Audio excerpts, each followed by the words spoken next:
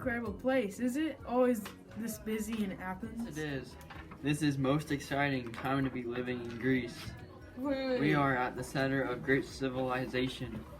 With our seaport, we may have people coming and going. People are busy trading raw materials, designing new products, producing artwork, and thinking about new ideas. It must have been exciting growing up in such a powerful place. Actually, I grew up in a small place called Adera. I was not born one at the richest family in Greece, and I don't live in prestigious and powerful place like Athens or Sparta, but life was too tough for me. We were healthy enough that I got to travel and study philosophy and science without having to worry about making Study both philosophy and science. Aren't they very different subjects? People around here are asking many questions about things that are too large, too distant, or too small for us to see.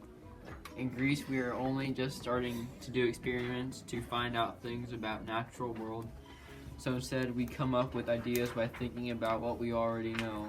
My background in philosophy and science really helps. You would be amazed at some of the equipment and technology we have in the future to study nature. How do Greeks study nature if they don't perform experiments?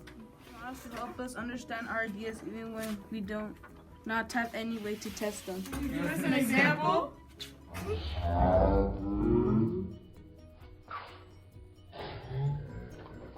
spent a lot of time thinking about the properties of substances. I know that some properties of a substance are characteristics no matter how much or how little of the substance there is.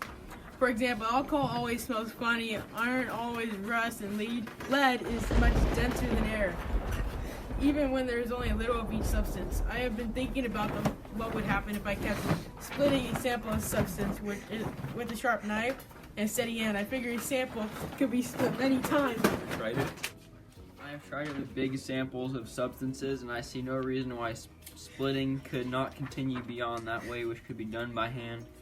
I imagine the splitting process could continuing, resulting in smaller pieces. Split a sample of a substance forever. I don't know for sure. I can't see anything that small, but I do not think the process could go on forever. I believe there is a limit to how small something can keep the characteristic properties. It has a larger piece. I decided to call these fundamentally small particles atoms, which means cannot be further divided. I based my model for matter on these small particles. Today we call those small particles atoms. Oh, I was right. As you imagine, they're so small that we can only see them with the help of our modern technology. We have performed enough tests on substances to know what your idea about atoms makes sense. Our modern atomic theory is based on your ideas. See, some substances are heavier than others.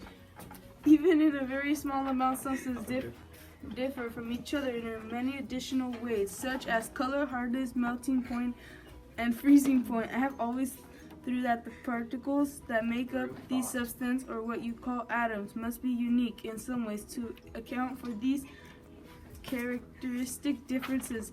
A water atom, for instance, is very different from a lead That atom. is where our modern technology has advanced our understanding of matter beyond your ideas.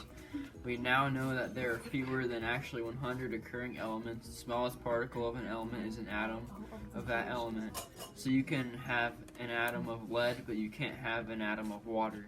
Why not? Water is a fundamental substance. That is where our modern technology advanced for understanding of matter beyond your ideas. We now know that there are fewer than 100 naturally occurring elements. The smallest particle of an element is an atom of that element.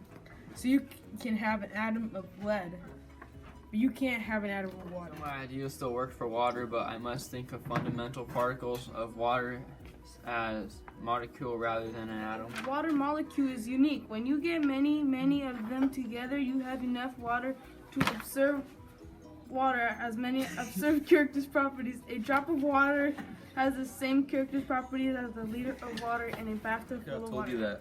My ideas still work, even though I was confused about water. Yes, your ideas apply equally to the elements that can be divided down to one atom, and compounds that can be divided down to one molecule.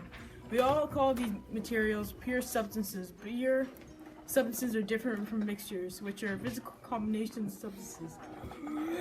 Pure substances always have the same characteristic properties. Mixtures might have some of the same properties, but often have new properties. For example, when we combine iron, nickel, carbon, and other metals, we make a mixture called steel.